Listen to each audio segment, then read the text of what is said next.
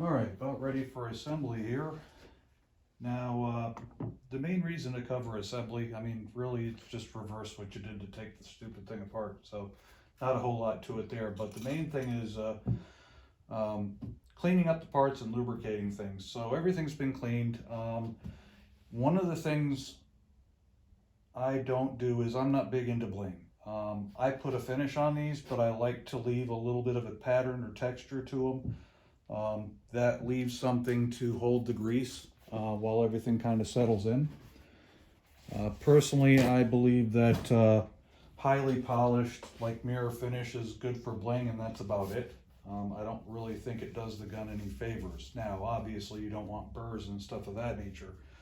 So going over these pieces makes perfect sense, but there's a limit, you know. Now, your mileage may vary on that. Same thing with lubrication. It doesn't take a whole lot of lubricant to run these things. As a matter of fact, too much lubricant can be really bad, especially if you're looking for consistency. My spring has 0 lubricant on it except for where the top hat is and where the guide is.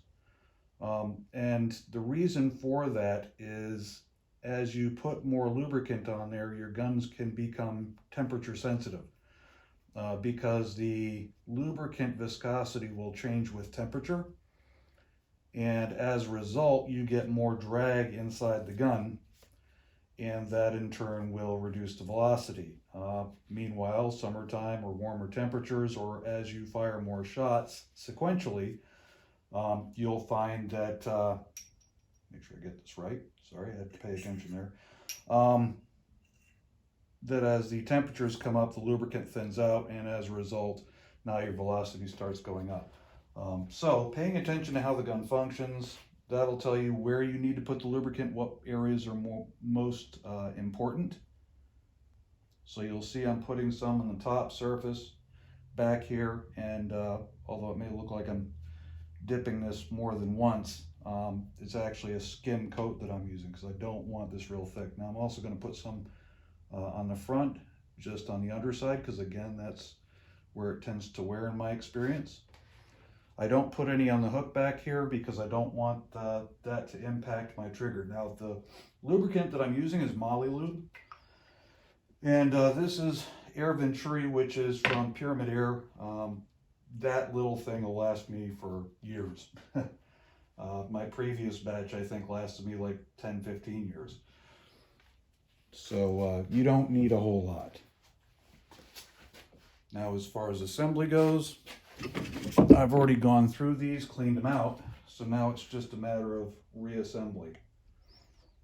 Now, one of the nice things about running the spring as short as I do is that there really isn't much preload, and as a result, during the Carolina Classic match, we had a torrential downpour on day 1 of that match. So that night was able to go back to the hotel room, fully disassemble the rifles, and go through them in time for the match the following day. Now, something to pay attention, there's a very small hook on here, and again, you're not really going to be able to see it super clearly because of the distance, but there's a very small hook on the end of your cocking lever here, and you've got to be very careful with that. It's easy to break these off. They're hardened, which makes them a little on the brittle side. So when you're inserting that into the compression tube or chamber, you've got to be very cautious to make sure that that is properly engaging the compression tube or chamber. And I'm sorry, this probably isn't the clearest as far as audio is concerned. This is out in my shop, and well, what I'm not going to be using a lapel mic while walking around the shop.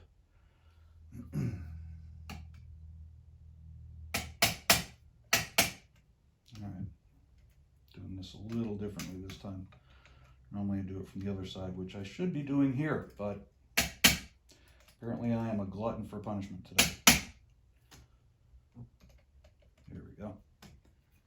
So, there it is, drift.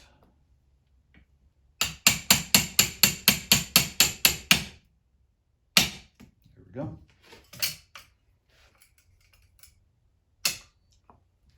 Perfect. All right, not doing anything to the spring or the guides. Those are just going right back in. Now, as far as the reduced spring length, one thing you do have to be careful of is if you cut the spring too short and you remove too much preload, the piston will actually bounce when it reaches the end of its travel, because there is a cushion of air trapped between the pellet and the piston. So if you're not careful there, reducing the preload too much will actually result in more recoil.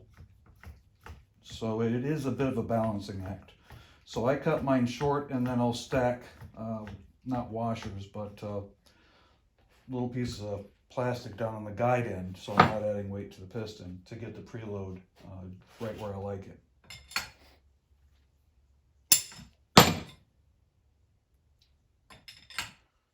More. All right.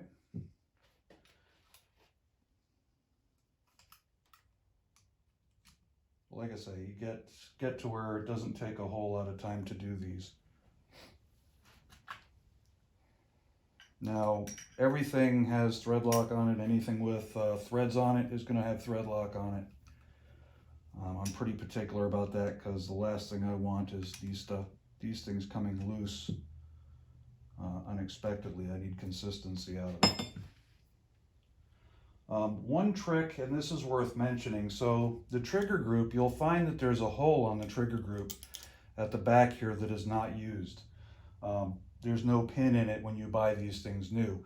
The purpose behind that is if you're going to be working on your trigger group outside of the rifle and you're going to be pulling the trigger on it, you do not want this sear to just sling forward, because what will actually happen is, because it's not in the gun, there's nothing to stop the forward travel of that sear as it rotates, and it's going to bind up in here on the rest of the trigger group, and it'll actually wear a flat spot in there. So the point behind that hole is actually to take a small pin, a brad nail, or something like that, so that when you pull the trigger, that doesn't just fly forward. It's to basically prevent over travel while you're working on the trigger group. All right, safety goes in. So this will likely, it'll come out of the action one more time before I'm done with it. I'm just going to run it over the chronograph one more time to make sure everything's good. That shows you how light my trigger is. So I'm not really too worried about cleaning everything up externally or anything of that nature. This is just, let's get it together well enough to chrono test it.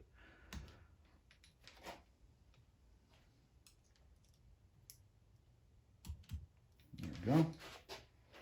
Now I will say the pins do not move quite as easily out of the box as what I have here.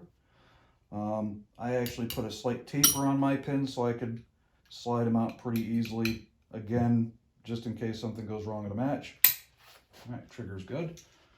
But out of the box, they are not going to be like that. And the pins in the trigger group are peened over, which means they're not the easiest thing to remove. If you do remove those pins, you will want to touch up at least one end, so leave one end flared, and the other end go ahead and smooth that up so you can reinsert them pretty easily. And then I put tape over the exterior of the trigger group to keep those from backing out. I have no desire to peen them over again.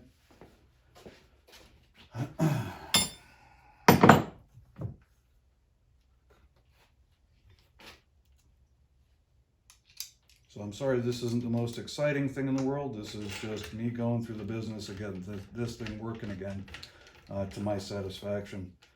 And I happen to have my phone near me, so I figure why not go ahead and record it. I'm sorry if this is probably not the most exciting thing in the world, but if you haven't torn one of these apart, thought it might be of interest. Now, initial shots are going to be off as the lubricant spreads. Nice. So give it a couple shots before you bother doing the chronograph. And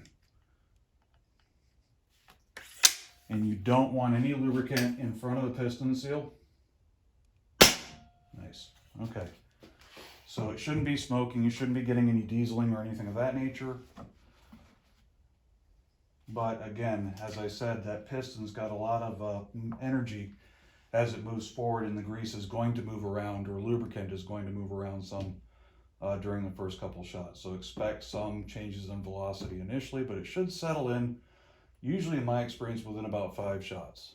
If it's not settling in within 5 shots, you either applied lubricant where you shouldn't have, or you put too much lubricant in the gun. Anyhow, that's it for tonight. Take care.